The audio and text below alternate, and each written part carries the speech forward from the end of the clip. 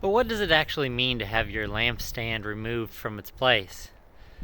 It would be convenient for us as modern Christians to say that when your lampstand is removed from its place, your church looks like the Church of Mary here in Ephesus, where the Third Ecumenical Council was held. It's now in fallen ruins. It would be convenient for us to say, because then we could say, well, I go to church on Sunday and my church building doesn't look like the Church of Mary in Ephesus. It's not fallen down to ruins. We still gather together on Sunday, so I guess we haven't lost our lampstand. I guess we're good to go. Problem with that, there's a few problems with that. One is that this church was built much later than John's apocalyptic letter to Ephesus, and at the time he actually wrote the letter, most of the Christian gatherings were in houses, and so this wasn't the church of Ephesus that he was writing to.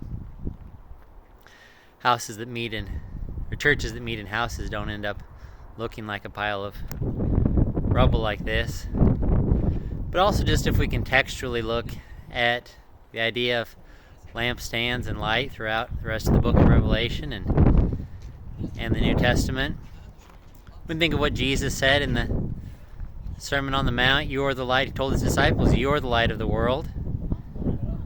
No one lights a lamp and puts it under a bowl.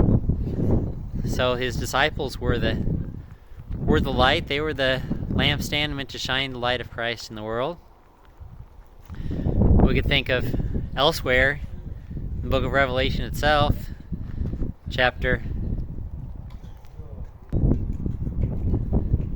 chapter 11, you have the two prophets who are the two lampstands who stand before the Lord of the whole earth.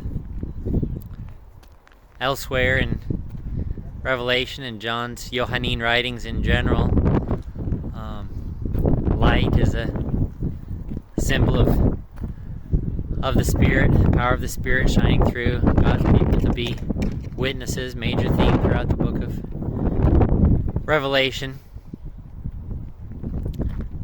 Back in chapter 1 and 2, when the letters to the seven churches were written, in chapter 1 we had Jesus the high priest in all of his glory in the heavenly tabernacle, standing amongst the seven menorahs.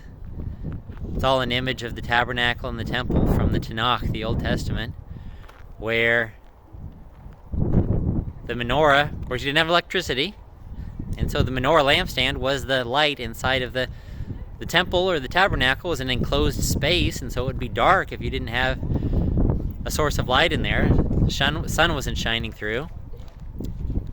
There weren't windows. And so the menorah was the source of light inside the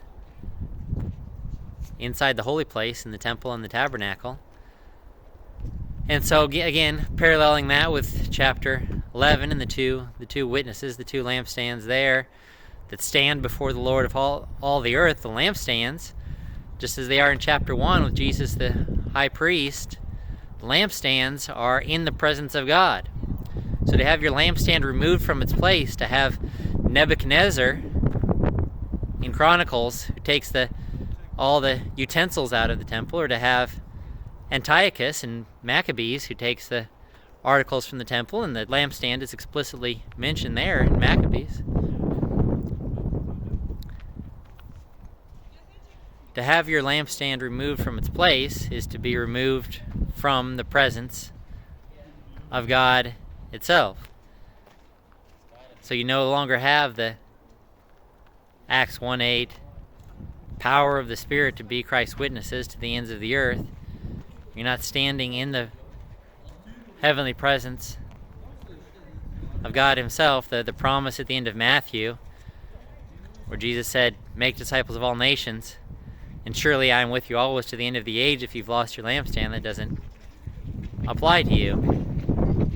And so I'm pretty sure that Ephesus lost its lampstand, its place, its presence, its power in the Holy Spirit, its place in the heavenly tabernacle, long before the stones fell to rubble and earthquakes and conquests and other disasters destroyed the physical location. And if that be true, then likewise, church today can very well be without lampstand. You're not in the holy presence of God. The Pentecostal power of the Spirit in Acts is not shining through to be a powerful witness to the ends of the earth. That can very well be of a true of a church in which the bricks and mortar are still standing and service is still happening on Sunday. So the warning, Jesus' threat to the church of Ephesus, is far more